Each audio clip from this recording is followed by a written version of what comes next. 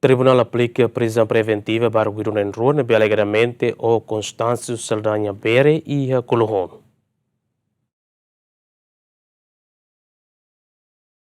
Tribunal Judicial Primeira Instância de Segunda realiza processo primeiro interrogatório para arguidu nain neebe alegadamente o vítima Constancio Saldanha Bere. Ministério Público lori arguidu nain ba tribunal ho crime homicídio no arma branca. E a processo julgamento primeiro interrogatório tribunal rona uluk declaração arguidu nain e a sala julgamento arguidu nain nega factos ou de declara sirla ia conhecimento com a caso foi rona declaração arguidu tribunal continua quedas by alegação. Ministério Público representa o procurador Pedro Batista e alegação o tribunal aplika prisão preventiva para arguidu nain também há indícios katak arguidu nain envolve diretamente e a caso Américo Martins, advogado arguidu nain o tribunal teto circunstância sira neebe ou de aplica medida neebe adequado.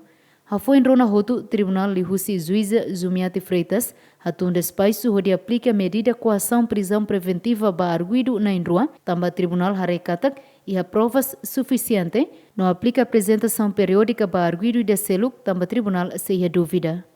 O medida advogado privado Américo Martins se halo recurso onde contesta despaço tribunal também tuir advogado medida la justo.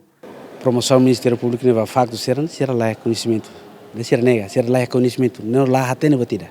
Ao não é baseado declaração ne mas ser for perante tribunal how antes defesa hal recurso haso bad despacho tribunal agora basta que está unida que também ser lá conhecimento depois de acontecimento e a vizinho hobe arguido atanajo neuma arguido neuma basic mal queran então basta arguido declarar ne pasta raia neuma ni armar lara.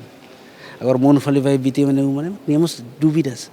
Também não estou uma que está aqui da distância se uma deve não estou né, babe fatim be mativene quase 100 metros. Ne sai dúvidas bote lá agora o ministério também bote hansa né, o ministério público halo serviço bote depois está aí nem continuação tuir falme. Tuir sa sensira caso homicídio e a ligação ho disputará entre família husi vítima no família husi arguido sira. Antes no Hospital Nacional Guido Valadares sala uma autópsia para Constancio Saldanha Bere nia ising maten. Família husi vítima halo ona translada para Matebian nia ising maten para município Aileu hodi halo fúnebre. Santina de Jesus, Dilma Suzeti, Gemen.